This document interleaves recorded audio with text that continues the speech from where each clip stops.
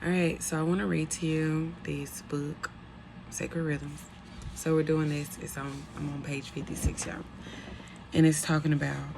This section is titled "Focus on a Relationship More Than Effort," and it reads: You may now think disproportionate energy is required to grow further in your faith.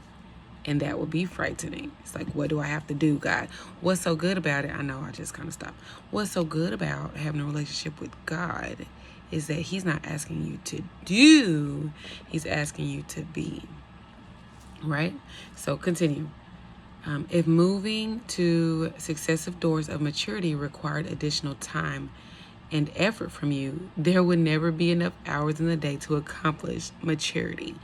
And I think that's often why, people just give up, because they think I have to do all of these things and I have to give up all of this stuff.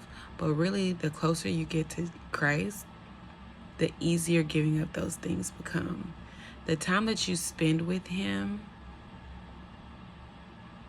is time where you get to know Him and you get to learn more about Him. And the more time you spend with Him, the more you respect Him. And then doing those things that you do and you find comfort and joy in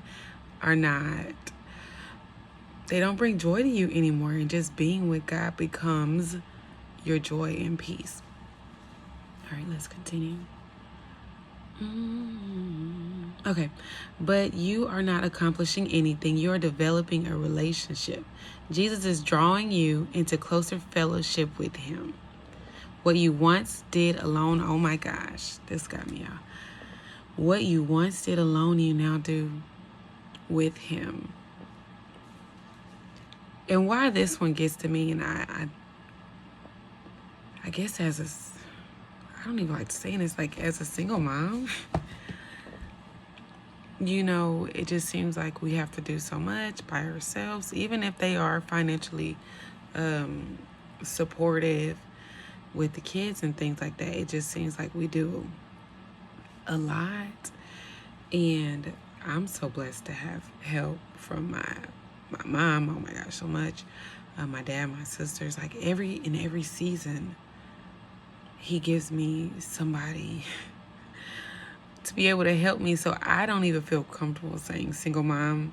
It's like I'm single, that's one thing, and then I'm a mom, that's another thing. I'm a God's girl, that's everything. But I don't even feel comfortable saying like I'm a single mother, because like He gives me things. But I don't have to do it alone anymore because I have Him. And I just find so much peace and comfort in that. Let's continue. It says, just like a married couple shifts what had been individual activity to shared activity, you begin to share your life with Christ. Yes, some of your activities must change, but the relationship requires focus. But the goal is not increased effort. It is more focused time together. And if you're needy like me, and quality time is your thing, and my other one's an acts of service, like what doesn't He do for us? Like, what?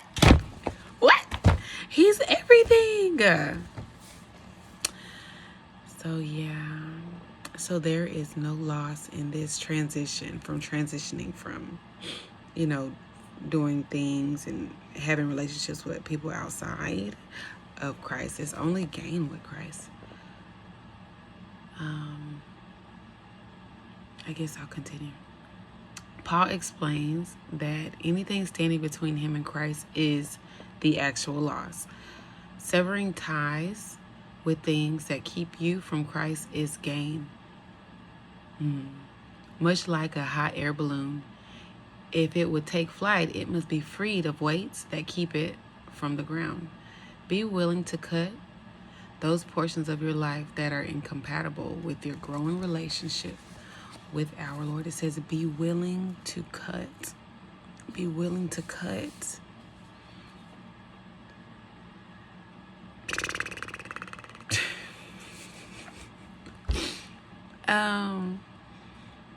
Yeah, I think sometimes we just hold on to things that we need to let go. Be willing to cut is active. You have to be a part of that. What does that look like for you? I don't know. But be willing to cut out those portions of your life that are incompatible with your growing relationship with our Lord. And let me tell you this. Sometimes the thing that we need to cut, we're not ready to cut. And you really may be in a fight with God to keep this thing, but you know you need to let it go. So I want to encourage you, because it's happened to me, is for you to go to God daily, frequently, several times a day, I don't know, until it is cut.